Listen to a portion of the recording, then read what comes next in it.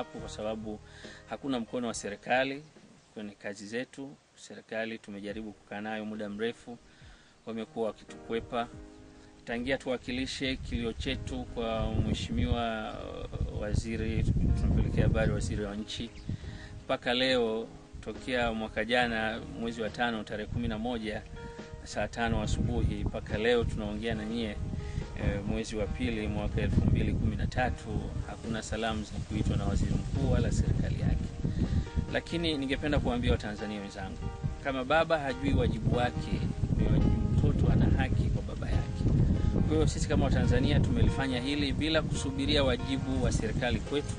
Lakini kama sisi Watanzania tuna haki kutekeleza wajibu wetu kwenye serikali yetu ambayo ni taifa letu sote, ndio maana tumeamua kuwasaidia wagonjwa. Na kama hivyo mnavyoona wenyewe wanavyotoa ushuhuda kwa kuonesha walikuwa na hali mbaya, leo wanasherehekea kuzaliwa upya kwa maana wana afya njema, wanafanya shughuli zao za kujenga taifa.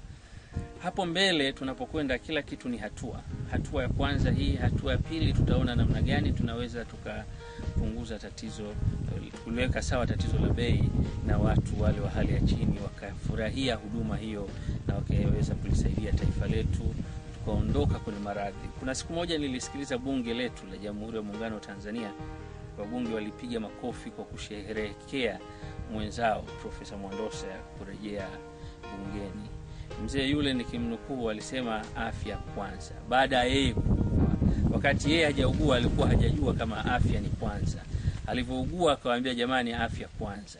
Sasa tunataka kuonesha namna gani 4A9 inavyoonesha ubora wa kuwafanya watu wawe na afya njema, tena bila kwenda India, bila kwenda Marekani, hapa nchini. Serikali kama itawatizama Watanzania kwa jicho jema, Watanzania watanufaika kutokana na rasilimali zao, kutokana na upeo wao, kutokana na yale yako ndani ya Tanzania.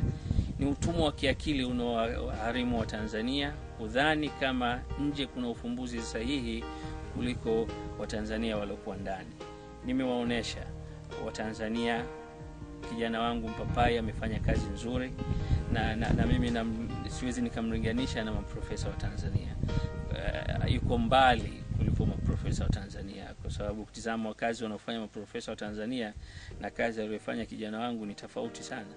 Najua wanaoyafanya, najua alichokifanya Mpapai. Kwa hiyo Mpapai ameonesha kumbe Msigwa si wa kukimbilia haraka. Msigwa yuko mbali na watu wengine. Uwezo wa Msigwa ni mkubwa sana. Kama mwanafunzi wangu ameyafanya hayo, je, mimi mwalimu nitafanya yapi? Namshukuru kwa dhati na watu wote waliokusanya maoni hayo kwa moyo wa dhati kabisa. Wamelinda heshima yangu, wameonesha kile nilichokifanya kwa moyo thabiti. Sina cha kuwalipa, Mungu atawalipa, na wana kazi kubwa kusaidia taifa letu ili liweze kupiga hatua na Watanzania washerehekee kuwa na afya njema. Kuishi bila VVU sasa itawezekana. Nimefarijika kuwa Mtanzania wa kwanza aloweza kumuonesha rais wangu, Rais Daktari Jakaya Mrisho Kikwete, kwa kauli yake kuishi bila ukimwi inawezekana. Mimi nimekuja na kauli tofauti kidogo na yake, lakini lengo ni kusapoti kauli yake. Kuishi bila ukimwi Tanzania inawezekana. Mimi nasema kuishi bila VVU Tanzania imewezekana.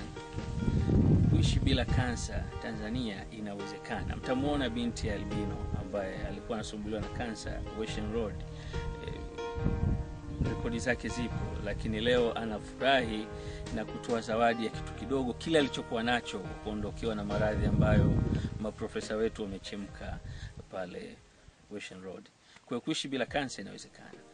Kuishi bila sukari sasa itaendelea kuwezekana, kwa sababu ukitumia 4A9 medicine ile kongosho linarudi kwenye uhai wake na unaendelea vizuri, na tutaanza kuisambaza dawa ya sukari 4A9 kwa kasi kubwa, ili wale watu wana ugonjwa wa sukari wafurahie sasa kusherehekea siku ya kupunguza kisukari au kupunguza VVU kwa Tanzania.